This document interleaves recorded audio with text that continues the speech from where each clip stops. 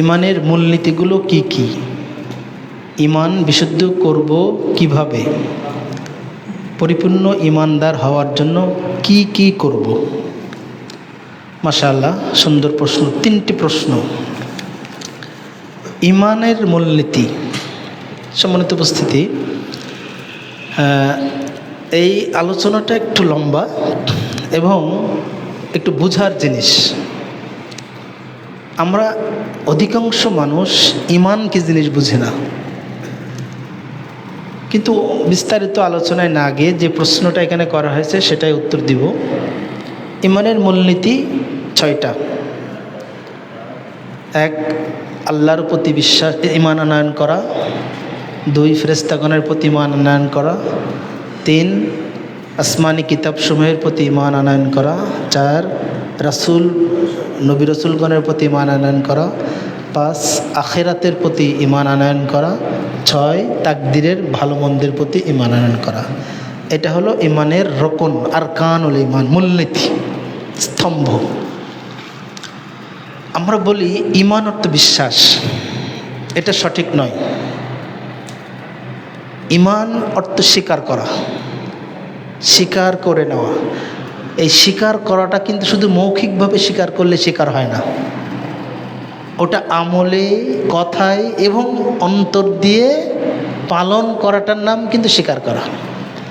এই জন্য ইমানের সংজ্ঞাটা হলো তাসদীকুন ফিল জিনান ও কওলুন বিল লিসান ও আমালুল জাওয়ারিহি ওয়াল আরকান ইয়াজিদু বিত তাআ ওয়া ইয়ানকুসু বিল মাসিয়াহ। ইমান হলো অন্তরে বিশ্বাস করা, মুখে স্বীকার করা, কর্মকাণ্ডে বাস্তবায়ন করা। ভালো কাজের মাধ্যমে ইমান বৃদ্ধি পায়, খারাপ কাজের মাধ্যমে ইমান হ্রাস পায়।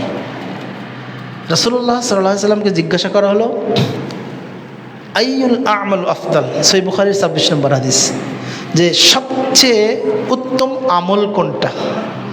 তো তিনি বললেন, আল ঈমানুন বিল্লাহি ওয়া রাসূলিহি, আল্লাহর প্রতি এবং তার রাসূলের প্রতি ঈমান আনয়ন করা। এটা হলো সবচেয়ে বড় আমল।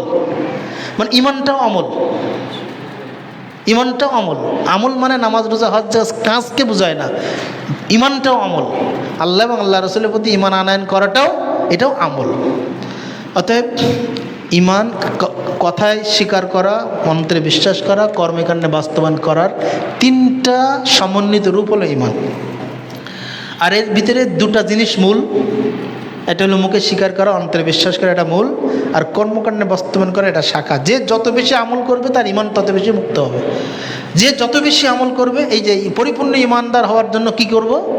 যে যত বেশি আমল, আজকে আমরা যে আলোচনা করলাম, যতগুলো ইলম আমরা অর্জন করব, সেইগুলো বাস্তবায়ন করার মাধ্যমে আপনার ঈমানটা পরিপূর্ণ হবে।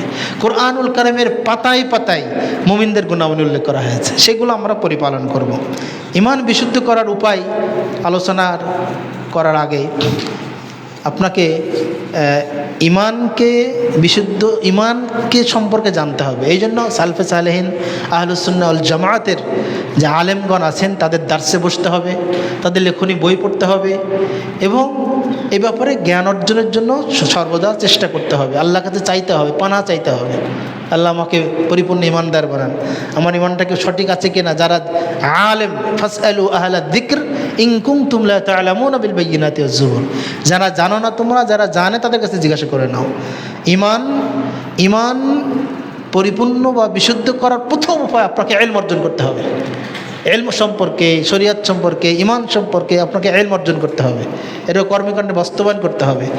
সালফে সালেহিন বা সৎ, নেককার, বিশুদ্ধ ঈমানদার ব্যক্তিদের সহবত গ্রহণ করতে হবে, আলেমদের সহবতে থাকতে হবে, নিয়মিত কোরআন তেলাওয়াত করতে হবে। প্রতিদিন 1 পৃষ্ঠা হলেও আপনাকে কোরআন তেলাওয়াত করতে হবে। প্রতিদিন জিকির আজকারে যেগুলো আমরা আলোচনা করলাম, এগুলো আরও যে জিকিরগুলো আছে সেগুলো পড়ার চেষ্টা করতে হবে।